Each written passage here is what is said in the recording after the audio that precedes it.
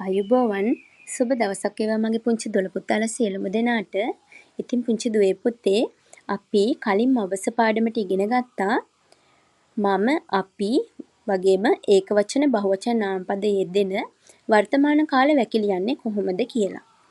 මං අද ඔයාලට කියලා දෙනවා මම අපි යෙදෙන අතීත කාල වැකි ලියන්නේ කොහොමද කියලා. අපි දැන් වර්තමාන කාලයෙන් වැකි ලියද්දි පුතේ මම ගමට යමි කියලානේ ලිව්වේ. මතක් කරලා බලන්නකෝ මම කිව්වොත් මේ අකුරින් ඉවර වෙනවා කිව්වා. එතකොට මම ගමට යමි කියලායි ලිව්වේ. දැන් මේ වාක්‍ය පුතේ අතීත කාලයෙන් ලියද්දී යමි කියන මේ ක්‍රියාපදේ කොහොමද අපි ලියන්න ඕනේ? යමි කියන ක්‍රියාපදේ ගියෙමි කියලායි ලියන්නේ. දැන් මම ගමට ගියෙමි. එතකොට අතීත කාලේ කියන්නේ අපි ඒ වැඩේ කරලා ඉවරයි. මම ගමට ගිහිල්ලා ඉවරයි. එතකොට මම ගමට ගියෙමි කියලායි එතකොට ක්‍රියාපදය තියන්න ඕනේ. දෙවෙනි වාක්‍ය බලන්න.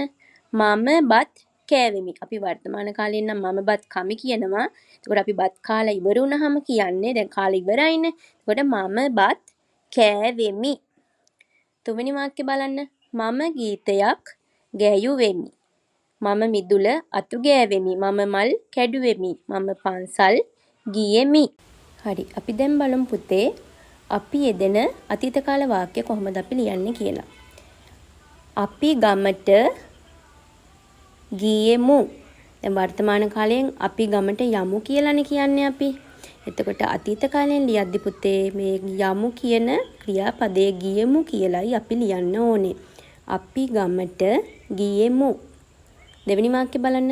අපි බත් කෑවෙමු. අපි වර්තමාන කාලයෙන් නම් අපි බත් කමු කියලානේ කියන්නේ. එතකොට මෙතන අතීත කාලයේ වෙද්දී මේ කමු කියන ක්‍රියාපදේ කෑවෙමු කියලායි අපි ලියන්න ඕනේ. තුන්වෙනි එක බලන්න.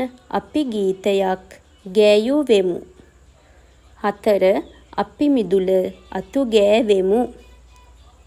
අපි මල් කැඩුවෙමු. අපි පන්සල් ගියෙමු. ඉතින් පුතේ එහෙනම් මෙන්න මේ විදිහටයි මම අපි යෙදෙන අතීත කාල වැකි අපි ලියන්න ඕනේ. ඔයාලට තියෙන පුතේ පුංචි අභ්‍යාසයක්. ඔයාලා මේ අභ්‍යාසය කරන්න පිළිතුරු ඔයාලගේ දෙමාපියන් ලවා පරීක්ෂා කරවා ගන්න.